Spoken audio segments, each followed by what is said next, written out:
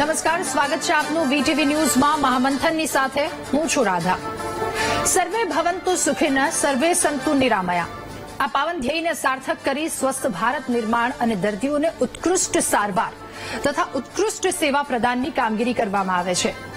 ગુજરાત સતત 2 વર્ષથી સારું સ્વાસ્થ્ય અને સારી સુવિધાઓની શ્રેણીમાં પ્રથમ ક્રમે આવે છે।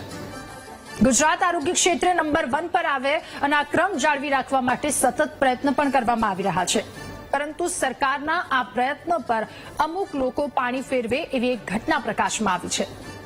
ડોક્ટરને ભગવાન માનતા દર્દીઓ પર પરીક્ષણ કરી અમુક ડોક્ટર પોતાના ખિસ્સા ભરે છે એ ઘટના સામે આવી છે।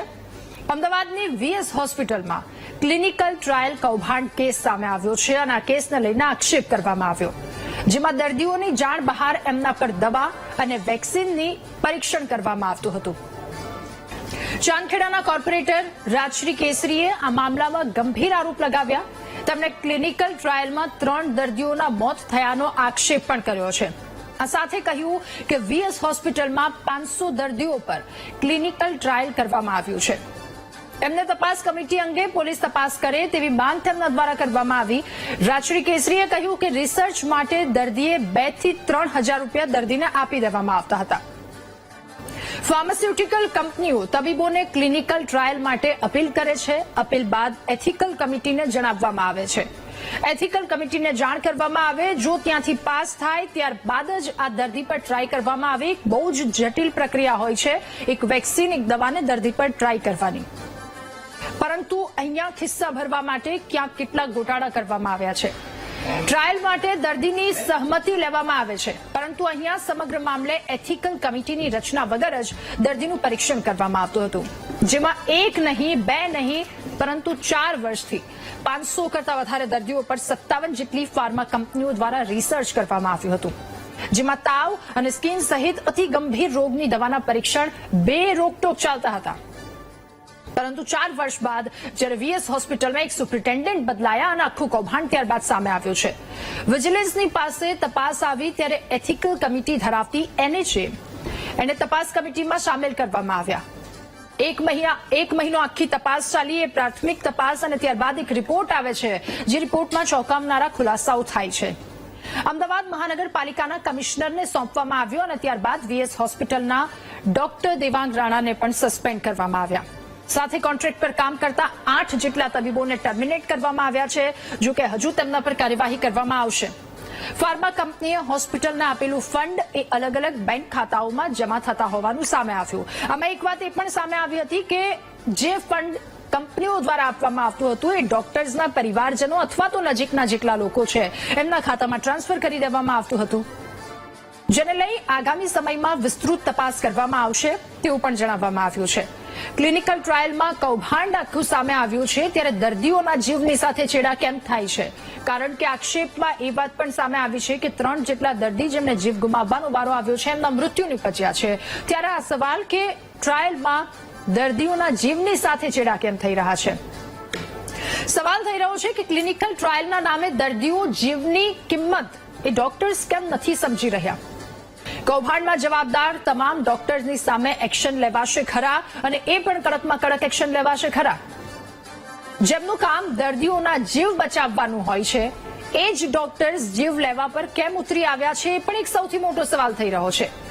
ક્લિનિકલ ટ્રાયલના નિયમો અને ગાઈડલાઈનના પાલનમાં ચૂક કોના કારણે રહી ગઈ? અનેક સવાલો છે જેનો જવાબ મેળવવાનો પ્રયત્ન કરીશું આજના મહામંથનમાં।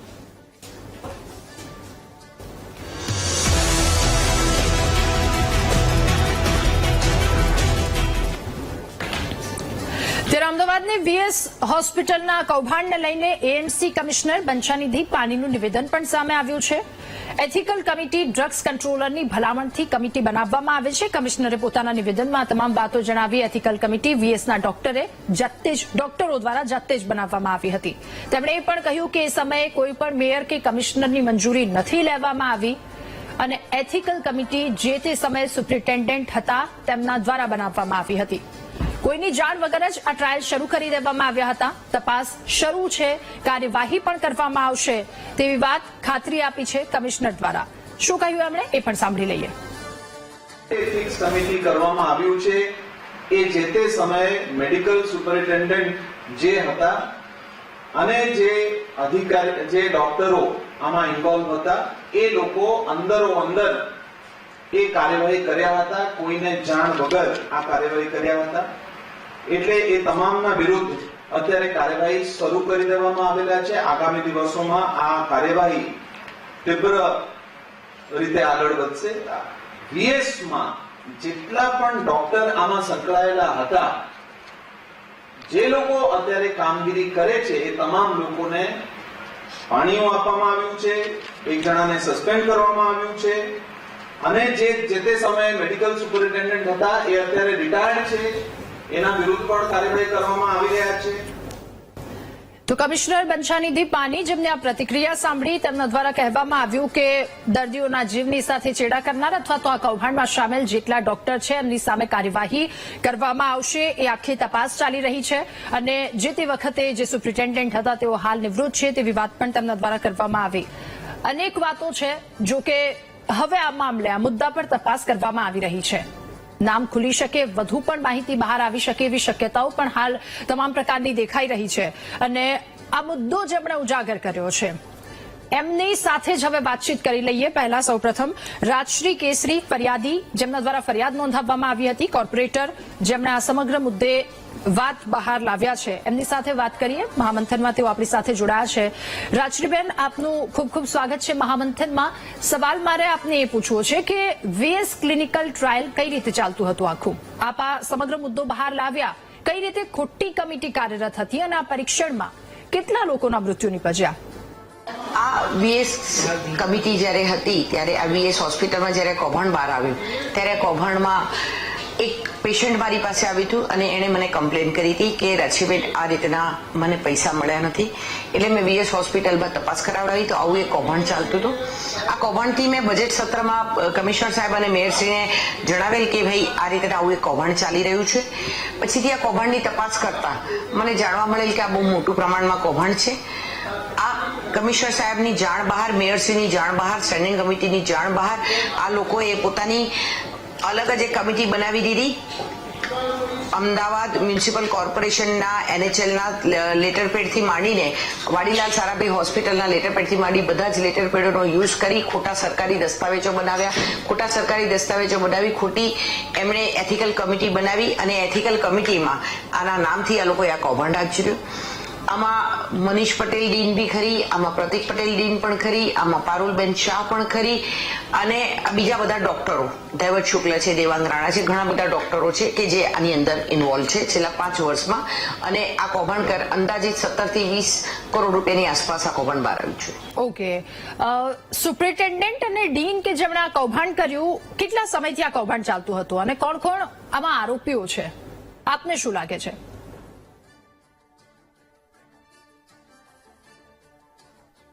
ચોરનો ભાઈ ઘંટી ચોર એવું કહેવામાં આવે કે જયારે પોતે જ આરોપી હોય ત્યારે તપાસ કઈ રીતના સાચી કરશે. મારું કહેવાનો મતલબ એ જ છે કે પારુલબેનને તાત્કાલિક અસરથી આ તપાસ કમિટીમાંથી બહાર કાઢવામાં આવે કે જયારે એમના પોતાની ઉપર જ એલિગેશન્સ થતા હોય, એમના પોતાની ઉપર જ આક્ષેપ થતા હોય ને એ જ તપાસ કરે તો શું એ તપાસ બરાબર કરવાના છે? શું એ તપાસ કમિટી પર આપણે વિશ્વાસ કરી શકીશું? એ મારો મોટામાં મોટો પ્રશ્ન છે. એટલે મેં આજે કમિશનર સાહેબને રજૂઆત કરેલ કે તાત્કાલિક અસરથી પારુલબેન શાહને આ કમિટીમાંથી દૂર કરવામાં આવે. ઓકે, આપે જણાવ્યું 17 કરોડનું આ કૌભાંડ તપાસ કમિટીમાં જેના પર આરોપ મૂકવામાં આવ્યા છે એવા સુપ્રિન્ટેન્ડન્ટ ડોક્ટર પારુલ શાહ કમિટીમાં છે. શું સાચી તપાસ થશે ખરા કે જેમના પર આક્ષેપો લાગ્યા છે એ જ વ્યક્તિ આ કૌભાંડમાં છે? આક્ષેપો પછી એમઓયુ છે કે જે એમઓયુ બતાવે છે કે હા આ પારુલબેન શાહના અંડરમાં, મનીષ પટેલના અંડરમાં કે આ પ્રતિક પટેલના અંડરમાં આ રીતના એમઓયુ થયેલા છે. પણ આમાં યુએસથી બી 1-2 કંપનીઓ આવેલી છે કે જે પોતે અહીંયા રિસર્ચ કરેલું છે. યુએસએફડીએ થી આખું ઓડિટ અહીંયા આવેલું હતું ક્લિનિકલ ટ્રાયલ માટેનું. અમદાવાદ શહેરમાં કે ગુજરાતમાં કે ઇન્ડિયામાં જ્યાં કોઈ પણ જે મોટી મોટી ફાઇનાન્શિયલ, જે મોટી મોટી ફાર્માસ્યુટિકલ કંપનીઓ છે એ બધાએ આ વીએસ હોસ્પિટલની અંદર જેટલું રિસર્ચ કર્યું છે. મેં કમિશનર સાહેબને આજે રજૂઆત કરી હતી કે આ લિસ્ટ બહાર પાડો કે જેથી ખબર પડે કે કેટલી કેટલી કંપનીઓ અહીંયા ક્લિનિકલ ટ્રાયલ કરી છે અને કેટલી કંપનીઓએ અહીંયા રિસર્ચ કર્યું છે, કેટલી વ્યક્તિઓ પર કર્યું છે, એ બહાર આવે. બિલકુલ, એ લિસ્ટ બહાર આવે તો આ તમામ વાતો બહાર આવી શકે. કેટલી ફાર્મા કંપનીઓ કૌભાંડમાં સામેલ છે આપના મતે? કેમ કે એમની સામે કાર્યવાહી નથી થતી, પોલીસ ફરિયાદ પણ નથી થઈ હજુ સુધી આ વાતને લઈને, એટલે પોલીસ ફરિયાદ પોલીસ સુધી આ વાત નથી પહોંચી, એ વાત પણ એક મહત્વનો સવાલ ઉઠાવી જાય છે અહીંયા.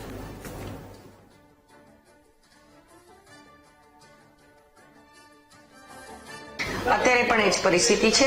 જો કોઈક એક કોર્પોરેટર, ચાહે સત્તા પક્ષનો હોય કે ચાહે પ્રતિપક્ષનો હોય, પણ એક કોર્પોરેટર જ્યારે પોતાની અમદાવાદ શહેરની રજૂઆત કરતો હોય, અમદાવાદ શહેરની અંદર ચાલતા કૌભાંડોની રજૂઆત કરતો હોય, ત્યારે એ રજૂઆતને પૂરેપૂરી ધ્યાનથી સાંભળવી જોઈએ, એવું અધિકારીઓએ કે એવું કમિશનર સાહેબે ધ્યાનથી એની રજૂઆતને લેવી જોઈએ. પણ આ જેમ પ્રિતેશભાઈની રજૂઆતને દબાવી દેવામાં આવી હતી, મારી રજૂઆત મેં ખુલ્લા જાહેરમાં કરી હતી, એટલા માટે મારી રજૂઆત દબાઈ નથી.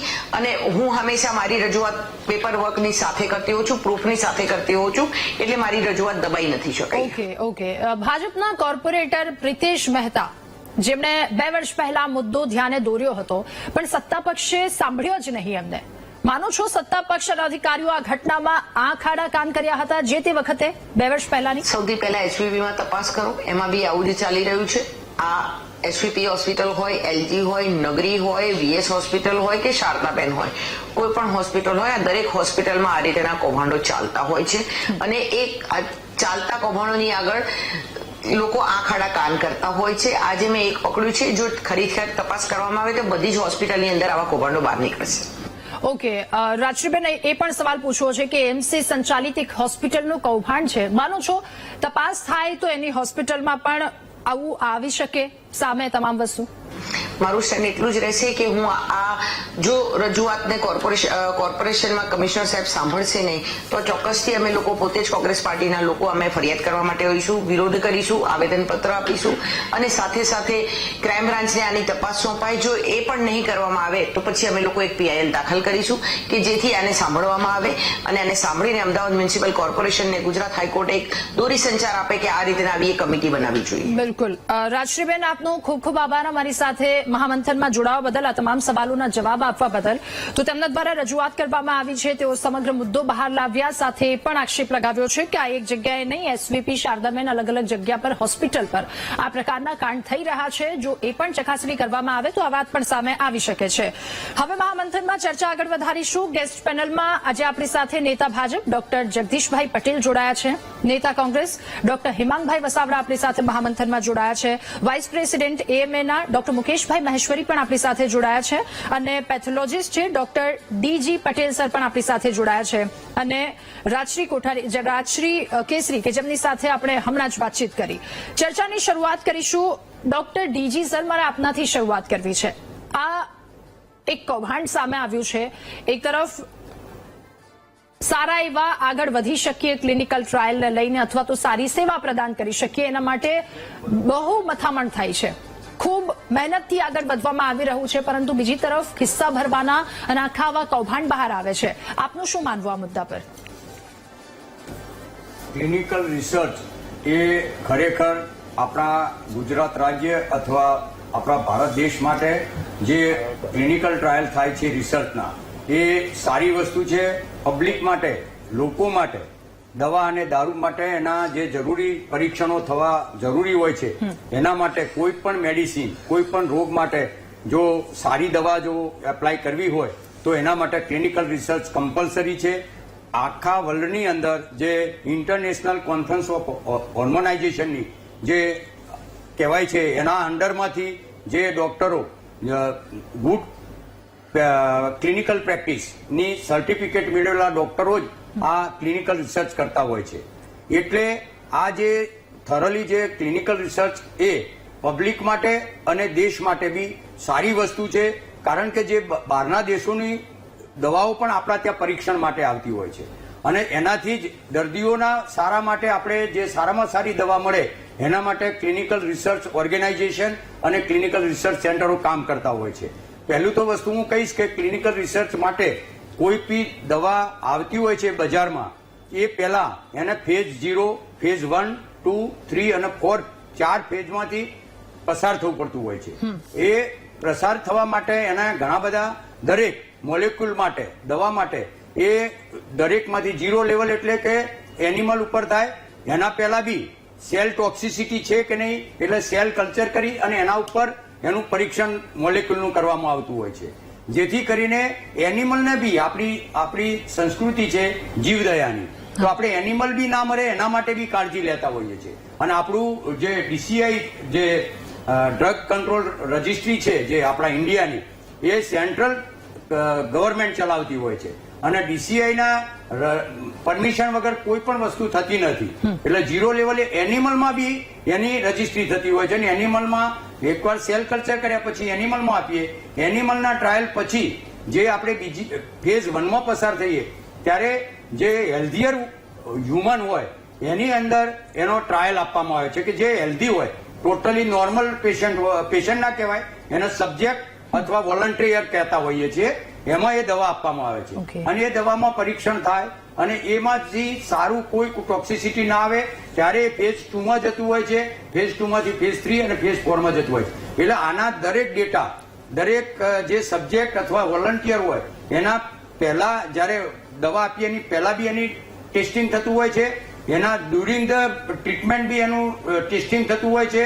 બ્લડ રિપોર્ટ થાય, ECG લેવાય, એના વાઇટલ ડેટા જોવાય, એનો એજ, પછી એના જેન્ડર, એના બધા જ બાયોડેટા, એની વેઇટ બધું જ જોવાતું હોય છે.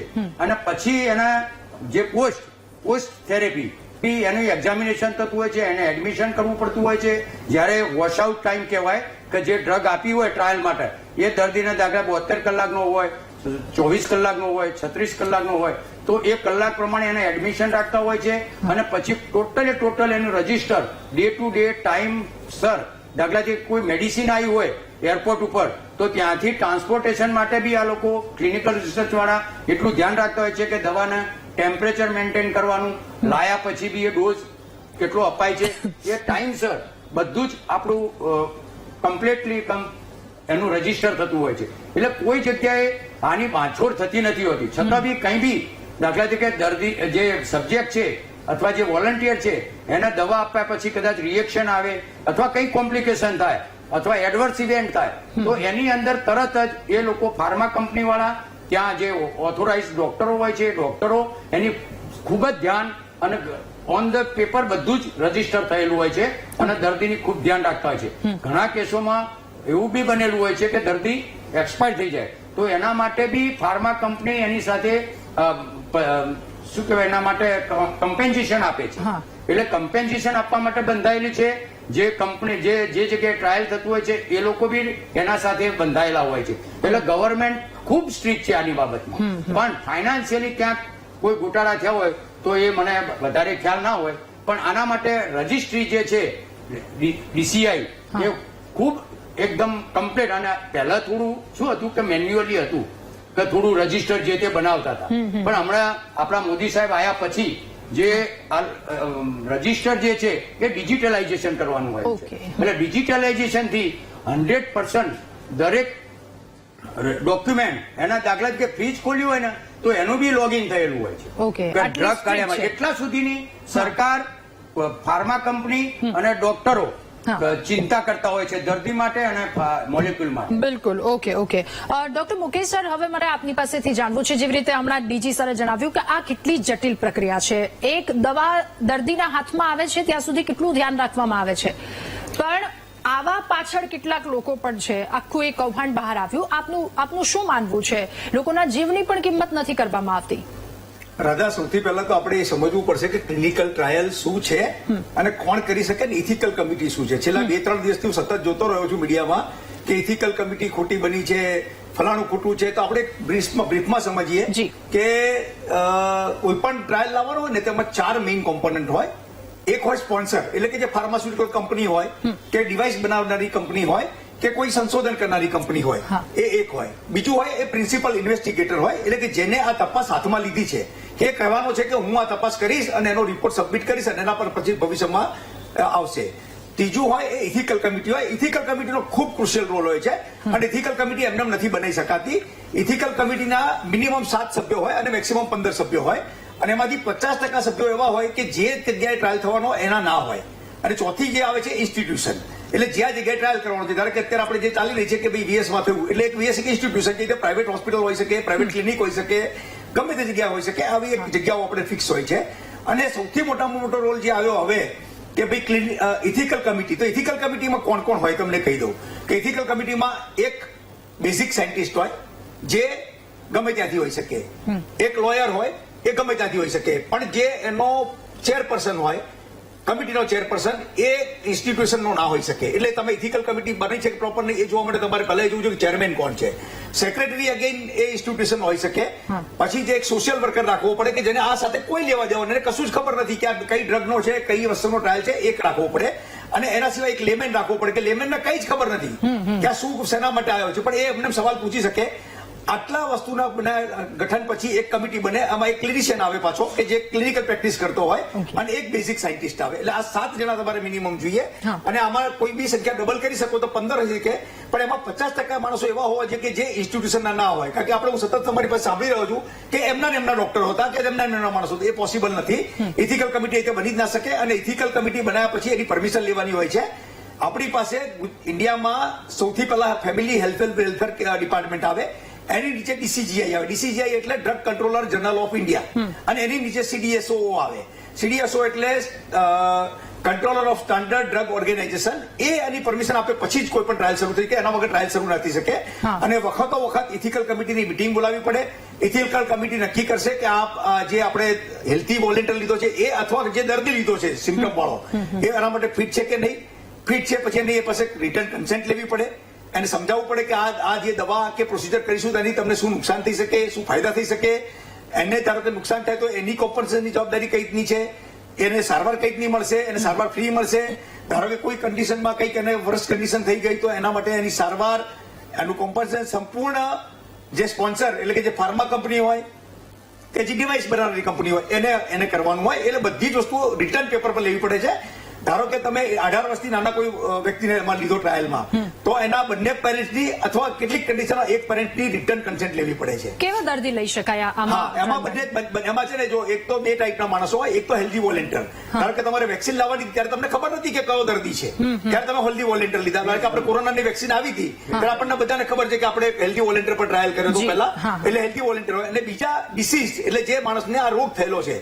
ધારો કે અત્યારે એક ડીએમડી નામનો રોગની એક ટ્રાયલ ચાલી રહી છે. હું પોતે એથિક્સ કમિટીનો મેમ્બર છું ઘણી બધી જગ્યાએ. તો અમે લોકો સતત જોતા હોઈએ છીએ કે જે દર્દી લીધો છે એને કોઈ હાનિ થશે કે નહીં, એને કોઈ ફાયદો થશે કે નહીં, અથવા એને આ દવા લેવાથી શું ફાયદો થશે.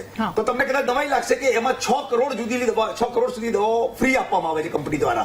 પણ આ બધું શું છે કે ગુડ ક્લિનિકલ પ્રેક્ટિસ એટલે જીસીપી જેને કહેવાય એના અંદર આવે, અથવા ગુડ મેન્યુફેક્ચરિંગ પ્રેક્ટિસ કહેવામાં આવે, જીએમપી.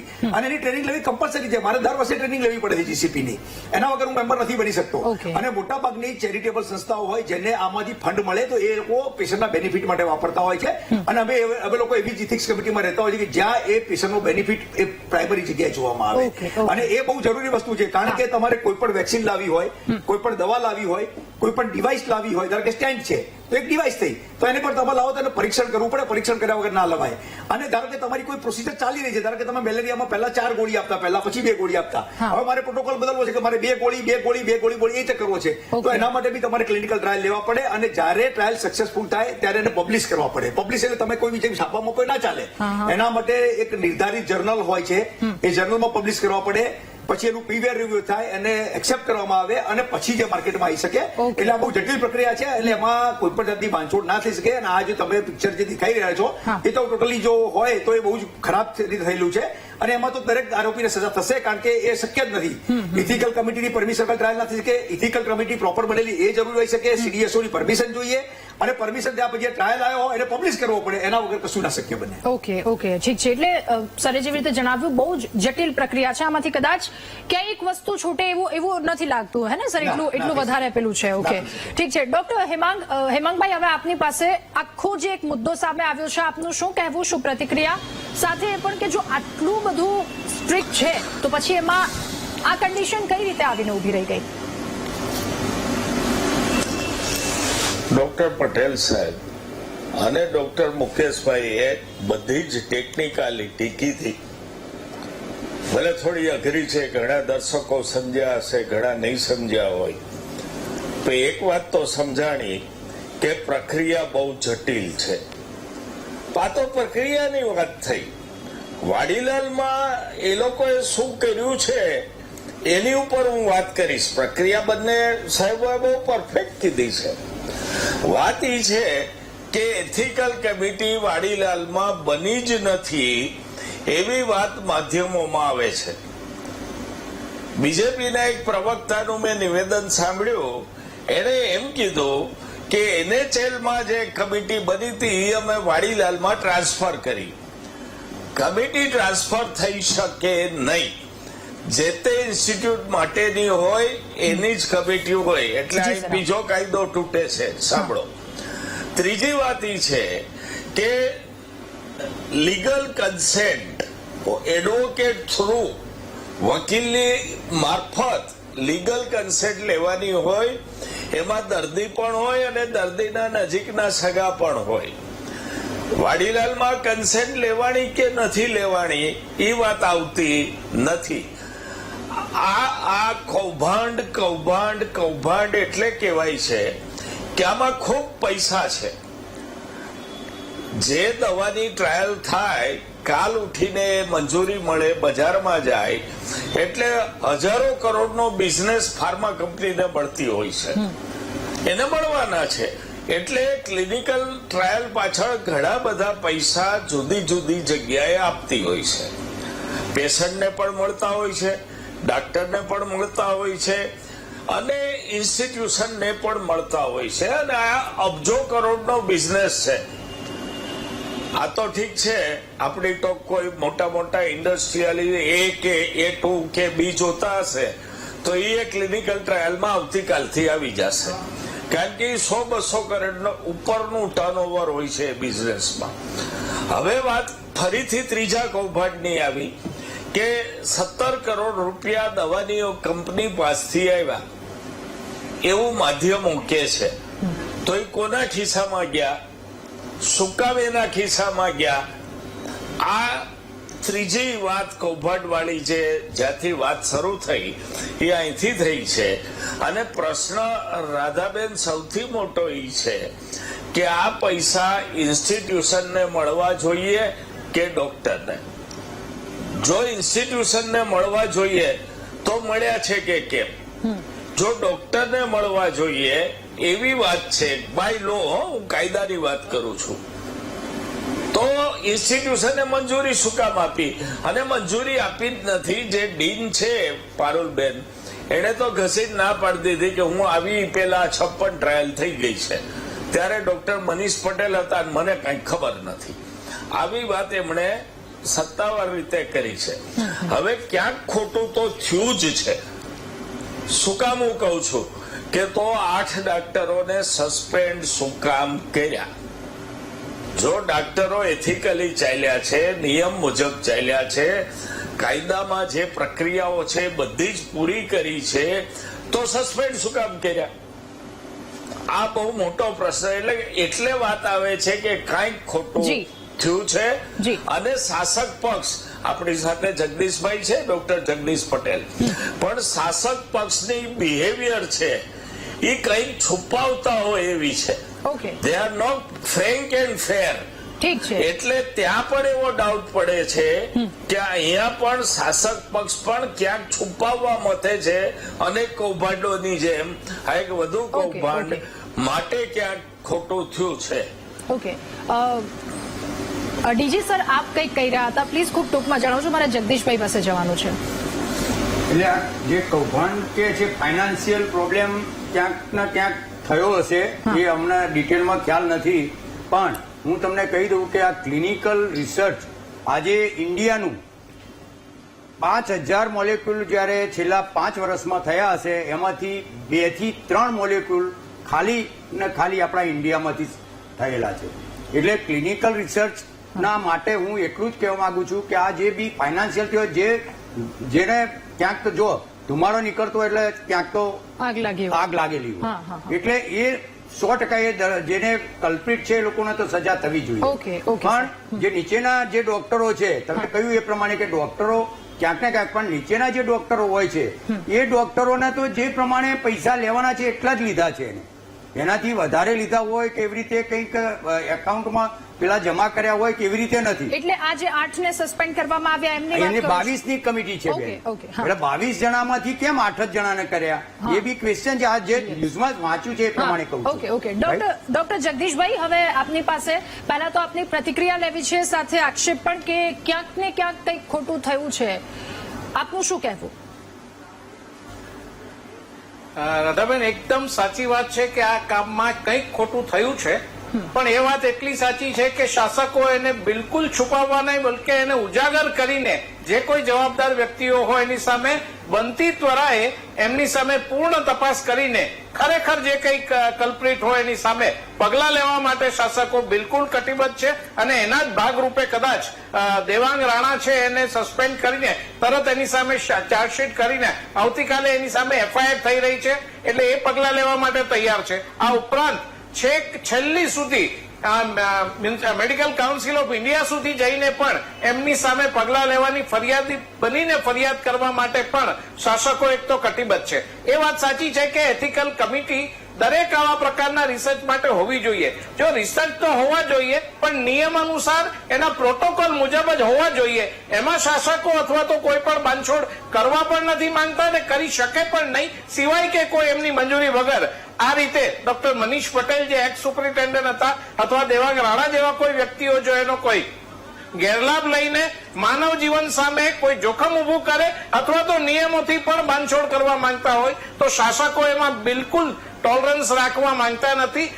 એ બિલકુલ એની સામે પગલા લેવા માટે કટિબદ્ધ છે. એક વાત છે કે 8 ડોક્ટરો જેમાં આ ક્લિનિકલ ટ્રાયલ જે કન્ડક્ટ કરતા હતા એની સામે હાલ તરત એને ટર્મિનેટ કરવામાં આવ્યા છે, પણ તપાસ તો તરત એમની સામે પણ થશે અને તપાસ કર્યા પછી ખરેખર જે લોકો જવાબદાર હશે, જે લોકોએ આમાં કંઈ પણ ખોટું કર્યું હશે, એ કોઈ પણ હશે, કોઈ પણ રાજકીય, બિન રાજકીય, ટેકનિકલ, મેડિકલ ફિલ્ડના કે વહીવટી વિભાગના કોઈ પણ વ્યક્તિ હોય એના માટે બિલકુલ સેજ પણ છાવરવાનો પ્રયત્ન નથી કરવામાં આવતો. કદાચ એટલે જેવી કઈ ફરિયાદ મળી કે તરત એની તપાસ કરવામાં આવી. ડેપ્યુટી મ્યુનિસિપલ કમિશનર છે પરમાર સાહેબ, આઈએસ અધિકારી છે અને ખૂબ અનુભવી છે, એમના નેતૃત્વ નીચે એક તપાસ સમિતિ તરત જ ગઠન કરવામાં આવી છે. આવી કોઈ પણ બાબતો હોય એના માટે રાજકીય કોઈ પણ વાડા પણ ન હોઈ શકે. હું તો બધાને જ કહું છું કે બધાએ સાથે મળીને જે કઈ માહિતી જાણતા હોય તરત જ ઉજાગર કરીને તજજ્ઞો પાસે તપાસ કરીને પોલીસમાં એફઆઈઆર નોંધાવીને પણ શક્ય એટલા એની સામે જે ગુનો હોય તે સાબિત થાય કે તરત જ પગલા લેવા માટે શાસકો કટિબદ્ધ છે અને એના માટે આપણે સહેજ પણ આ બાબતને ઢીલાશ રાખવા માંગતા નથી. મને એવું લાગે છે કે આરોગ્ય મંત્રી સુધી પણ આ જે સ્ટેન્ડ લેવામાં આવ્યું છે અને આરોગ્ય મંત્રીએ પણ એ જ તરત જ આદેશો આપ્યા છે કે જે કોઈ જવાબદાર હોય એની ચાર્જશીટ તૈયાર કરીને તરત જ વહેલામાં વહેલી તકે એફઆઈઆર કરો અને એની સામે જે પગલા લેવાતા હોય એ જે ફોરમમાં લેવાતા હોય, એ ડ્રગ કંટ્રોલર જનરલ ઇન્ડિયા તરફ જઈને લેવાના હોય, એમસીઆઈ માટે હોય, પોલીસ વિભાગ માટે હોય કે વહીવટી રીતે હોય, એ કોઈ પણ રીતે પગલા લેવા માટે શાસકો કટિબદ્ધ પણ છે. અને અત્યાર સુધી આ ટેકનિકલ અને જટિલ વિષયો છે, વાત સાચી છે, એ વિષયો છે એ શાસકોના સીધા પરિવીમાં નથી આવતા. એટલા માટે જ ડીન અને મેડિકલ સુપરિન્ટેન્ડન્ટ જેવા તજજ્ઞો હોય છે, પણ એ કક્ષાએથી પણ કંઈ ખોટું થયું હોય કે કંઈ પણ બનતું હોય એની સામે તપાસ કરીને તરત જ પ્રાથમિક રીતે લાગે છે કે આમાં ખોટું કર્યું છે, પણ જે કર્યું છે એના માટે જે જવાબદાર છે એ પણ સજાના હકદાર છે અને એને સજા માટે પણ શાસકો કમિટેડ છે. ઓકે જગદીશભાઈ, સવાલ એ પણ પૂછવો છે કે આમાં હજુ સુધી પોલીસ ફરિયાદ નથી દાખલ કરવામાં આવી. રાજશ્રીબેન સાથે વાતચીત કરી એ દરમિયાન એ પણ જાણવા મળ્યું, તો આ મુદ્દા પર શું કહેવું છે આપનું? પોલીસ ફરિયાદ પણ કરવી એ તરત જ એ કરવાની પૂરી, પણ એના માટેની પૂરી વિગતો, તમામ ફેક્ટ, તમામ તથ્યો, જવાબદાર માણસો જેના નામજોગ ફરિયાદ નોંધાવવાની છે એ બધી જ વિગતો સાથે ફરિયાદ કરવાની પૂરી તૈયારી અધિકારી તરફથી આ તપાસ સમિતિ દ્વારા પણ થઈ છે અને આવતીકાલે જ એ એફઆઈઆર નોંધાશે. એના બધા જ જે કંઈ પોલીસને તપાસ માટે જરૂરી હોય એ બધા જ પેપર્સ અને નામ સાથે આ વિગતો સાથે એની તપાસ, એની ફરિયાદ આવતીકાલે જ દાખલ કરવામાં આવનાર છે. ઓકે, ઠીક છે. ડોક્ટર મુકેશ સર, ફરી એકવાર આપની પાસે, અને આપ જે જણાવી રહ્યા હતા એ પણ સાથે પ્લીઝ, પણ સવાલ એ પૂછવો છે કે આપે કહ્યું કે દર વર્ષે ટ્રેનિંગ પણ લેવામાં આવે છે, બહુ જ અઘરી જટિલ વસ્તુ, તો આ કેસમાં તમને ક્યાં છૂટતું દેખાયું કે અહીંયા ક્યાંક ખામી રહી ગઈ હોય જેના કારણે આ પરિસ્થિતિ આવીને ઉભી રહી ગઈ છે? રાધા, એકચ્યુઅલી ક્લિનિકલ રિસર્ચ એ એક ઉમદા કાર્ય છે. તમે સમજો હા. કે નવા રોગો આવે, નવી આપણી પાસે સંશોધનો હોય અને એ થકી આપણે માનવ સેવાનું એક કામ કરવા માટે આપણે ક્લિનિકલ રિસર્ચ કરતા હોઈએ છીએ. અને જ્યારે એમાં કોઈક આવા કૌભાંડ થાય એટલે ક્લિનિકલ રિસર્ચ બદનામ થાય અને કદાચ સાચા લોકો પણ આમાં એના પણ હાથ ખરડાય, એવું થાય કે એના પર બી છાંટા ઉડે. એટલે આપણે એ ના થાય આપણે ખાસ જોવું પડશે. કારણ કે ક્લિનિકલ રિસર્ચ વગર કોઈ પણ ડ્રગ લાવો, કોઈ પણ નવી પ્રોસિજર લાવી કે કોઈ પણ નવી ડિવાઇસ લાવી એ શક્ય નથી. દુનિયાના તમામ દેશોમાં રિસર્ચ થાય છે અને આપણે ત્યાં પણ ખૂબ મોટા પાયે રિસર્ચ અત્યારે થાય છે અને થવું જ જોઈએ. કારણ કે તો જ તમને નવી આવશે. આપણને ખબર છે કે કોરોના વખતે જે હાહાકાર થયો હતો અને જે પ્રમાણે મૃત્યુનો દર ફટાફટ જતો હતો, ત્યારે આપણા દેશે આપણી સ્વયં બનાવેલી 2 વેક્સિન ટૂંકા ગાળામાં આપણે લોન્ચ કરી દીધી અને ત્યારે ફેઝ 1 ને કરી અને ફેઝ 2 ને 3 ને કમ્બાઈન કરવામાં આવેલા. પણ ત્યારે આપણી DCGI જે મોટી સંસ્થા છે ભારતની, એને બહુ મોટો ભાગ ભજવ્યો. આઈસીએમઆર આના રૂલ્સ નક્કી કરે છે. જે ગુડ ક્લિનિકલ પ્રેક્ટિસ તમે કહ્યું ને, એ ગુડ ક્લિનિકલ પ્રેક્ટિસ માટેના રૂલ આઈસીએમઆર ફોર્મ કરે છે અને એ પ્રમાણે જ અમારે વર્તન કરવાનું હોય છે. જે પણ કમિટીના મેમ્બર હોય એ લોકોએ ચકાસવું પડે છે કે આમાં દર્દીને ખરેખર ફાયદો છે કે નથી. દર્દીને ફાયદો છે તો પછી એ કેટલા ટાઈમ સુધી ચાલશે, કેટલા ટાઈમ સુધી ચાલ્યા પછી એનું કયું સ્ટેજ આવશે જ્યારે આપણે આને કદાચ કોઈ દર્દીને બહાર કાઢવો પડે અથવા કોઈ નવો દર્દી ઉમેરવો પડે, પછી એના ખરેખર ઇફેક્ટિવનેસ કેટલી છે એ જોવામાં આવે. અને એના માટે 2 ગ્રુપ બનાવવામાં આવે. ઘણીવાર કે અમે ડબલ બ્લાઇન્ડ ટ્રાયલ કરતા હોય. એટલે એક માણસ એવો હોય કે જેને ખબર નથી કે શું આપવામાં આવ્યું, એક માણસને ખબર હોય કે આપણે આ ડ્રગ આપી રહ્યા છીએ અને છેલ્લે સંશોધનમાં ખબર પડે કે આ ડ્રગ પેલી જે આપી હતી એના કરતાં વધારે સારી છે અથવા ઇફેક્ટિવનેસ સારી છે, ત્યારે જ આ ડ્રગ બજારમાં આવે. એટલે ક્લિનિકલ ટ્રાયલ આપણા માટે ખૂબ જરૂરી છે. હવે તમે બીજો સવાલ કર્યો કે આમાં શું કાચું કપાઈ હોઈ શકે, તો મારા મતે સૌથી પહેલા તો ઇથિક્સ કમિટી પ્રોપર બની છે કે નહીં એની તપાસ કરવામાં આવે. કારણ કે જો ઇથિક્સ કમિટી પ્રોપરલી બની હશે તો એમાં લોયર પણ હશે અને લોયર જાણતા જ હોય છે કે આમાં શું થઈ શકે. આની અંદર સોશિયલ વર્કર છે કે નહીં એ તપાસ કરવામાં આવે. આની અંદર જે સાયન્ટિસ્ટ મૂકવામાં આવે છે એનો શું ભૂમિકા છે, એને ગુડ ક્લિનિકલ પ્રેક્ટિસની ટ્રેનિંગ લીધેલી છે કે નહીં એ પણ જોવામાં આવે. એટલે જો ઇથિકલ કમિટી પ્રોપર બનેલી હશે તો ઇથિકલ કમિટી આવી કોઈ પરમિશન આપતી જ નથી ક્યારે પણ. કારણ કે ઇથિકલ કમિટીની રેગ્યુલર બેઝિસ પર તમારે મિટિંગ બોલાવવી પડે. ધારો કે એક ડ્રગનો ટ્રાયલ 2 વર્ષ ચાલવાનો હોય તો મિનિમમ 5-7 મિટિંગ આવે. 2 કે 3 મહિના ટ્રાયલ ચાલે પછી ઇથિક્સ કમિટીને પાછા મૂકવામાં આવે કે આટલી પ્રોસિજર થઈ જાય ને હવે આટલું બાકી છે, તો તરત ઇથિક્સ કમિટીને પરમિટ આપે. અને ઇથિક્સ કમિટી ઘણી વાર એવું કહી શકે કે આ નહીં ચાલે. ધારો કે મને કોઈ બોલાવે તો હું કહું કે આ પેશન્ટને નુકસાન કરે છે એટલે આ તમારે બંધ કરવું પડશે અથવા આ પેશન્ટને આ બેનિફિટ તમારે વધારાનો આપવો પડશે કારણ કે એને આટલું નુકસાન થયું છે. એટલે એ પ્રમાણે ઇથિક્સ કમિટી એને આગળ જવા દે. અને જ્યારે જે ફેઝ પ્રમાણે ટ્રાયલ જતો હોય આગળ એમ તમને ખબર પડતી કે ડ્રગની ઇફેક્ટિવનેસ કેટલી છે. અને ઇવન તમે એકવાર બજારમાં ડ્રગ આવી ગયા ને એના પછી પણ ફેઝ 4 ટ્રાયલ હોય છે. લાઈક ફેઝ 4 ટ્રાયલ એટલે શું કે જ્યારે કે વેક્સિન બજારમાં આવી ગઈ તો એના પછી પણ સર્વે કંપનીને કરવો પડે કે ભાઈ આ આપી હતી તો આ ખરેખર વેક્સિન ઇફેક્ટિવ નીકળી છે કે નહીં, આ રોગને રોકી શકે છે કે નહીં. તો એ પણ ફેઝ 4 પણ ટ્રાયલ ખૂબ જરૂરી હોય છે. અને આ બધાની ઉપર આપણી જે મેઇન સંસ્થા જે મેં તમને કહ્યું CDSCO એની ચાપતી નજર હોય છે. એટલે CDSCO ને આખો અહેવાલ આપણે આપવો જોઈએ. આમાં કદાચ પોલિટિકલી CBI કે કોઈ પોલીસની માંગ કરે એ વ્યાજબી છે, હું નથી પાડતો. કારણ કે ડોક્ટર વસાવડા મારા જે મિત્ર જેમને કહ્યું કે આ બહુ મોટું કૌભાંડ હોઈ શકે કારણ કે ફાર્માસ્યુટિકલ કંપનીનો અબજો રૂપિયાનો બિઝનેસ છે અને એમને જો કોઈ ખોટા મોલિક્યુલની પરમિશન બની જાય તો એ કદાચ 20 કરોડ ખર્ચી અને 200 કરોડ બનાવી શકે. પણ એ ના થાય એના માટે આપણે કેટલી મોટી સંસ્થા DCGI અને CDSCO રાખેલી છે એને આખો આપણે રિપોર્ટ સબમિટ કરવો જોઈએ કે આમાં કઈ કઈ જગ્યાએ ગેરરીતિ થઈ છે અને જે લોકોએ ગેરરીતિ કરી હોય એના પર સખ્તમાં સખ્ત પગલા લેવા જોઈએ. હું તમારા મંચ પરથી કહું કે સખ્તમાં સખ્ત પગલા એટલા માટે લેવા કે એના પરથી ઉદાહરણ બેસશે કે ભાઈ ક્લિનિકલ રિસર્ચ સાથે ચેડા નહીં થઈ શકે. ક્લિનિકલ રિસર્ચ એ ખૂબ ઉપદા કરે છે, મેડિકલ સાયન્સ એના પર જ આખું આગળ ચાલે છે. એટલે એના પર જ્યાં કોઈ પણ જે લૂપહોલ્સ રાખ્યા હોય, જે છટકબારીઓ હોય એને બંધ કરવા માટે આખો અહેવાલ આપણે CDSCO અને DCGI ને આપવો જોઈએ, ICMR ની હેલ્પ લઈ અને આના પર પગલાં ભરવા જોઈએ. બિલકુલ. એટલે આમાં કડક પગલાંની ખૂબ વધારે આવશ્યકતા છે કારણ કે ડોક્ટરને ભગવાન માનવામાં આવે છે અથવા તો જે દવા લાવવામાં આવે છે એના સ્વાસ્થ્ય સારું કરવા માટે, આગળ વધારે પેલું કરવા માટે, અને જો ક્યાંક ત્યાં ખામી રહી જાય તો અહીંયા એક સવાલ સર્જાઈ જાય છે. એટલા માટે અહીંયા કડક પગલાં લઈ દાખલો બેસાડવાની જરૂર છે કે બીજા કોઈ વ્યક્તિની આવી હિંમત ન થાય. ફરી એકવાર ડીજી સર, ફરી એકવાર આપની પાસે હમણાં જ જેવી રીતે સરે કહ્યું કે 4 સ્ટેપ હોય છે. હવે મારે આપની પાસેથી એ જાણવું છે કે આમાં ફાર્મા કંપનીની જવાબદારી કેટલી? જ્યારે મેડિસિન બજારમાં આવી ગઈ છે ત્યાર પછી પણ શું એની જવાબદારી છે અને છે તો કેટલા સમય સુધી છે? પહેલે તો ફાર્મા કંપનીની સંપૂર્ણ જવાબદારી દર્દી માટે અને ડોક્ટરોને જે બી એમની ફીસ એ બી ફાર્મા કંપની જ પે કરતી હોય છે. દર્દીને બી બધી જ ઇન્સ્યોરન્સ એનો લેતા હોય છે, એની કન્સેન્ટ લેતા હોય છે. સાથે ફેઝ 0 જે છે એ એનિમલ ઉપર થતું હોય છે. એટલે એમાં ત્યાં આગળ આપણું જે ઇન્ટરનેશનલ કોન્ફરન્સ ઓફ હોર્મોનાઇઝેશન જે છે એ લાગુ નથી પડતું, પણ જ્યારે હ્યુમન યુઝ થાય છે ફાર્મા કંપનીમાં ત્યારે એ આપણી જે ઇન્ટરનેશનલ છે કોન્ફરન્સ ઓફ હોર્મોનાઇઝેશન એ એના ઉપરથી લાગુ થઈ જતું હોય છે. ત્યારે નોર્મલ આપણે ફેઝ 1માં નોર્મલ માણસના અંદર એને દવા આપવામાં આવે છે અને એનું સુપરવિઝન જેટલા કલાકનો એનો વોશઆઉટ ટાઈમ હોય છે ડ્રગનો એટલા કલાક એને એડમિટ કરવામાં આવે છે. એના બ્લડ ટેસ્ટ થાય છે, એના બધા જ પેરામીટર વાઇટલ ડેટા જોઈ અને ફેર બધા સારી રીતે જો કોઈ સાઇડ ઇફેક્ટ ના હોય તો જ એ મેડિસિન છે જે મોલેક્યુલ છે એ ફેઝ 2માં જતું હોય છે.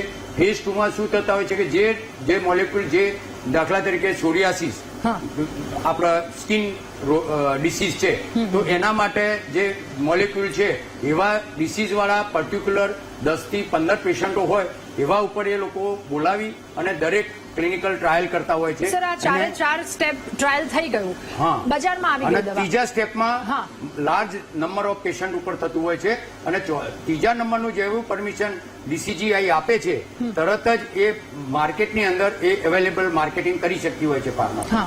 ત્યારે ફાર્મા કંપની માર્કેટિંગ કરતી હોય છે, સાથે સાથે ફેઝ 4માં એનું સર્વેલન્સ કરતી હોય છે. જેમ આપણા ડોક્ટર મુકેશભાઈએ કહ્યું કે ભાઈ વેક્સિન આપ્યા પછી બી એનું બધા રિઝલ્ટ કેવા મળ્યા, શું છે એનું ઉપયોગ, સોરિયાસિસ છે સપોઝ તો એના સ્કિનમાં રીજનરેશન કરે છે કે નથી કરતું, એ કેટલી ઇફેક્ટિવ થઈ છે. એટલે નવા રોગોને અથવા રોગ જે છે જે અત્યારે જૂની દવાઓથી નથી મળતું અને આ નવી ટ્રાયલ આપી અને કેટલું ઇફેક્ટ આવી એ બધા જ પરીક્ષણો આખું એનાલિસિસ અને એના ડેટા ડીસીજીઆઈમાં રજીસ્ટર કરવા પડે છે.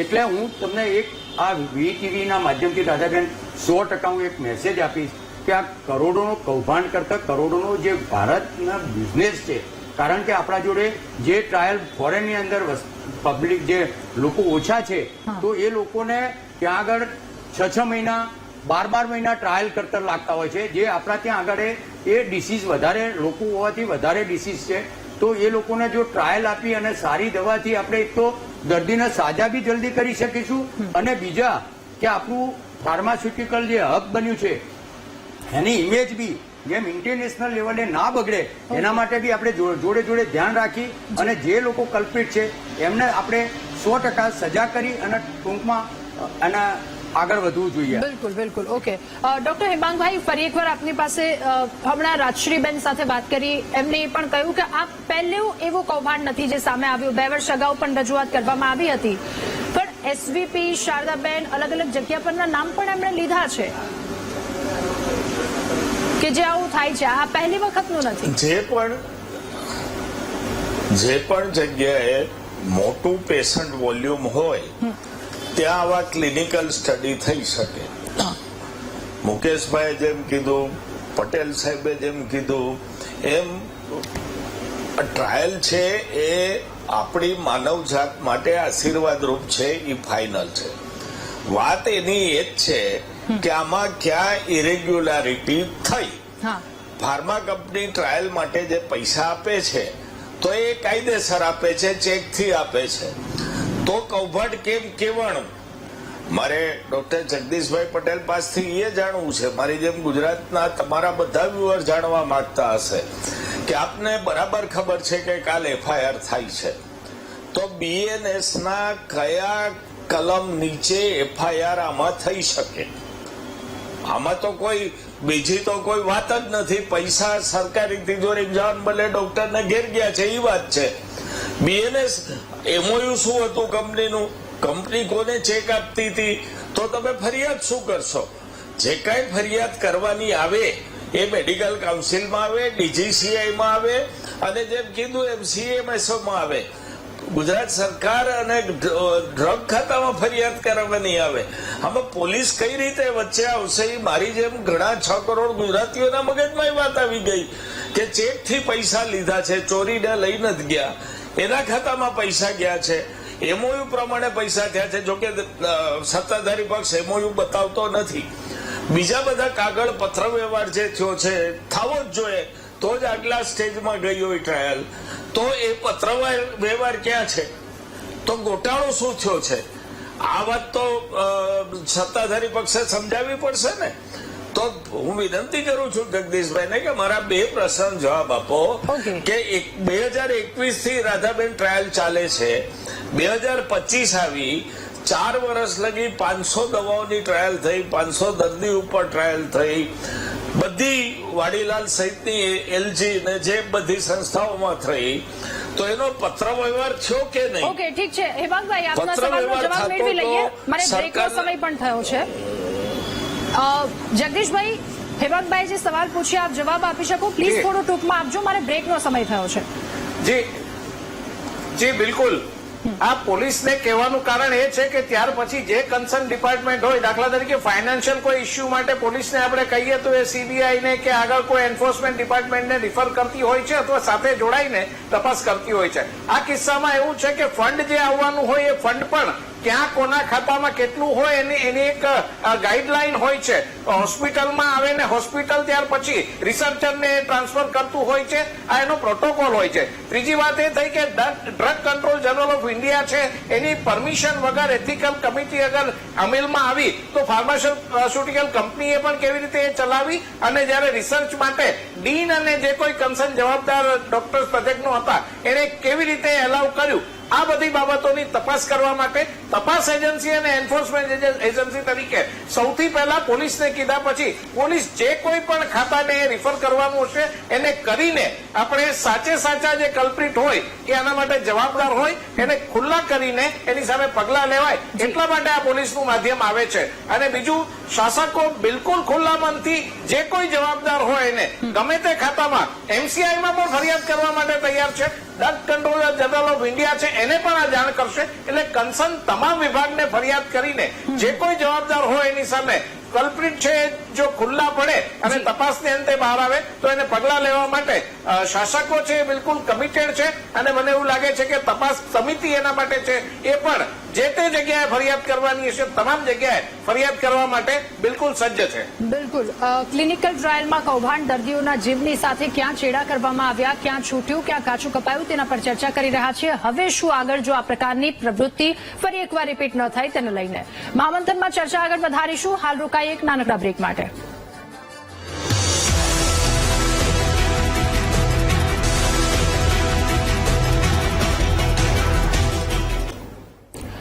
Welcome back. મહામંથનમાં ચર્ચા કરી રહ્યા છે દર્દીઓના જીવની સાથે ચેડા જે દવાઓ આવી છે દર્દીઓ માટે લાવવામાં આવી છે પરંતુ ક્યાંક ખતરારૂપ બની ગઈ છે. સીધા ચર્ચા આગળ વધારીશું. ડોક્ટર મુકેશ સર, હવે ફરી એકવાર આપની પાસે થોડો ટૂંકમાં જવાબ આપજો. સવાલ સૌથી મહત્વનો કે 56 જેટલી ટ્રાયલ કરવામાં આવી તો માર્કેટમાં દવા આવી છે કે નહીં? કારણ કે આટલી આ કૌભાંડ આખું બહાર આવ્યું, હવે તો લોકોના સ્વાસ્થ્યનો સવાલ થઈ રહ્યો છે ને. આ તો રાધા, જો જે અહેવાલો આવી રહ્યા છે કે 56 જેટલી ટ્રાયલ થઈ અને 500 જેટલા દર્દીઓની ઉપર એનો ઉપયોગ કરવામાં આવ્યો, તો હવે આપણા માટે સૌથી મોટો સવાલ એ છે કે આ દવાઓ કયા સ્ટેજ ઉપર છે અત્યારે? ફેઝ 3માંથી બહાર નીકળીને માર્કેટમાં આવી ગઈ છે કે નહીં? અને માર્કેટમાં આવી તો એની ગુણવત્તા કેટલી છે? કારણ કે અલ્ટિમેટલી જો એની ગુણવત્તા નહીં હોય ને જો કૌભાંડ જ થયું હશે તો કદાચ એવું બને કે આ દવાઓ એટલી પોટેન્ટ જ નહીં હોય કે દવા દર્દીને ઇફેક્ટ કરી શકે. તો એ કેસમાં આપણે સૌથી પહેલા તો આ દવા જો ક્લિનિક માર્કેટમાં આવી ગઈ હોય તો એને રોકવી પડે, એનું ફરીથી આખું નવેસરથી ક્લિનિકલ ટ્રાયલ કરાવવો પડે અને ચેક કરવું પડે કે આની ઇફેક્ટિવનેસ છે કે નહીં, એની સાઇડ ઇફેક્ટ કેટલી છે. કારણ કે જે રીતે ટ્રાયલ આપણે કરતા ને લેવલ આપણે ફેઝ 1માં આપણે હંમેશા એની સાઇડ ઇફેક્ટ જોતા હોઈએ છીએ અથવા એની જે ઇફેક્ટિવનેસ છે એ સેકન્ડ ફેઝમાં જોતા હોય છે, થર્ડ ફેઝમાં પછી લાર્જર ગ્રુપમાં આવે. અને મોટાભાગના ટ્રાયલમાં તો મલ્ટી સેન્ટ્રિક ટ્રાયલ હોય છે, એટલે ખાલી VS માં ના ચાલે. કારણ કે વેક્સિન હતી તો આપણે 10-15 સેન્ટરો પર કરતા હતા. આપણે ઇન્ડિયામાં 10-15 સેન્ટરો પર વેક્સિનનો ટ્રાયલ થતો હતો. આ બીજા સેન્ટરો પર થઈ છે કે નહીં, એટલે એને DCGI ને જે અહેવાલ આપ્યો એ DCGI એને પરમિશન આપી છે કે નહીં, સૌથી પહેલો સવાલ એ.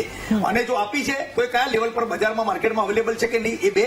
ત્રીજું, જો અવેલેબલ છે તો એને કઈ રીતે રોકવી અને એને કઈ રીતે પોટેન્શિયલ ચેક કરવી. નહીં તો શું થશે કે જો આ દવાઓનું વેચાણ ચાલુ થઈ ગયું હશે તો દર્દીઓને ફાયદાના બદલે નુકસાન અથવા પૂરો ફાયદો નહીં થાય અને એ આપણા માટે બહુ જ ઘાતક પુરવાર થઈ શકે. એટલે આપણે એના માટે તાત્કાલિક રીતે હવે 56 દવાઓની ઉપર ફ્યુચર જોવું જોઈએ. હવે કૌભાંડ થઈ ગયું છે એની તપાસ શાસક પક્ષ કરશે, વિરોધ પક્ષ કરશે કે કોર્ટ કરશે, આપણી માટે મોટો મેટર નહીં.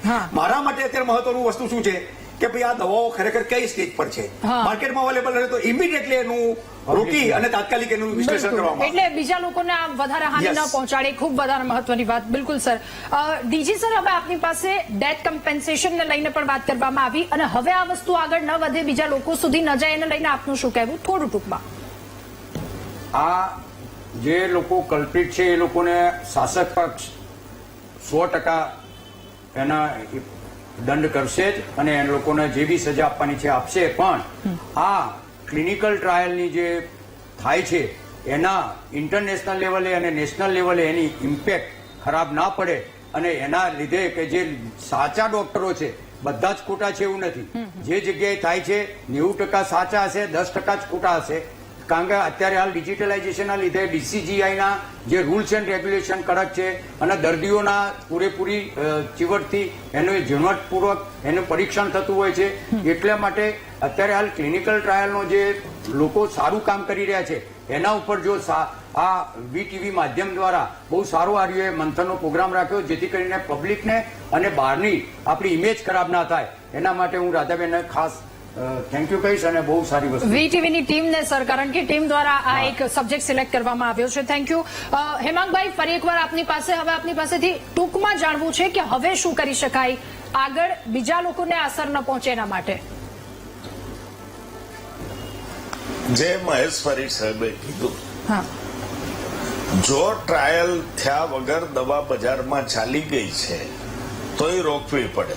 હવે 56 દવા કઈ હતી એ કોઈને ખબર નથી, રામ જાણે કઈ દવા હતી. એટલે પેલા એ જાહેર થવું જોઈએ. એની આખી પ્રોસિજર ઓફ સર્ટિફિકેટ છે બજારમાં મૂકવાની, એ તપાસ કરવી પડે અને એ જો સાચી થઈ હોય અને માત્ર પૈસા પૂરતો જ સવાલ હોય તો પ્રજા માટે કોઈ ગંભીર બાબત નથી. પૈસા તો આ લઈ ગયો કે ઓલો લઈ ગયો, જે લઈ ગયો એ લઈ ગયો.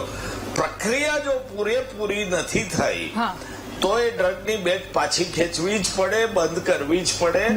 એટલે હવે બધો જે ગોલ છે પોલીસ ખાતામાં નહીં, કેન્દ્ર સરકારના ખાતામાં અને DGCIના હાથમાં છે. જી ઓકે. ડોક્ટર જગદીશભાઈ, હવે આપની પાસેથી પણ ટૂંકમાં પ્રતિક્રિયા લેવી છે. આશા છે કે કાર્યવાહી કરવામાં આવશે, પરંતુ સાથે એ પણ કે હવે આગળ ન પહોંચે એ ખાસ ધ્યાન રાખવાની જરૂર છે. બંને વિદ્વતજનોએ પટેલ સાહેબે અને મુકેશભાઈએ જણાવ્યું છે એની સાથે બિલકુલ સમજ છે. ત્રિસ્તરીય વાત હોવી જોઈએ. સૌથી પહેલી પ્રાયોરિટી છે એ દવા છે, એની ટ્રાયલ જ્યાં છે ત્યાં અટકાવીને કયા પ્રકારની થઈ છે એ બીજા કોઈને સહેજ પણ નુકસાન ન કરે ત્યાં એક અટકાવીને એની તપાસ કરવી જોઈએ. બીજું, જે કઈ પ્રોસિજરિયલ લેપ્સિસ જે થયા છે એના માટે જે જવાબદાર છે એ બીજો તબક્કો છે. અને છેલ્લે ત્રીજા ક્રમે એ ફાઇનાન્શિયલી અગર કંઈ થયું હોય તો એની તપાસ એ ત્રીજા ક્રમની તપાસ છે. આ 3 લેવલ પર ઇમિડિયેટલી એક સાથે તપાસ થઈને એક પણ પ્રકારનું નુકસાન આગળ ન વધે એ કાળજી રાખીને આગળ વધવું જોઈએ. જી બિલકુલ. આપ સૌનો આભાર મહામંથનમાં અમારી સાથે જોડાવા બદલ, ચર્ચા કરવા બદલ. તો હવે DGCIના હાથમાં છે, સાથે પણ કે માર્કેટમાં કયા સ્ટેજમાં માર્કેટમાં પહોંચી ગઈ છે, કેમ આ દવા, અને જો પહોંચી છે કયા સ્ટેજમાં છે, આ તમામ વસ્તુ પર હવે ખાસ ધ્યાન રાખવાની અને તેના પર કામ કરવાની આવશ્યકતા છે. બીજી તરફ કૌભાંડીઓ છે એમના પર કડકમાં કડક પગલા લેવાવા જોઈએ, એ પણ આશા કે ત્યાં પણ લેવાશે. મહામંથનમાં હાલ બસ આટલું જ. વધુ સમાચાર અપડેટ્સ માટે આપ ડાઉનલોડ કરો VTV ન્યૂઝની એપ્લિકેશન. નમસ્કાર.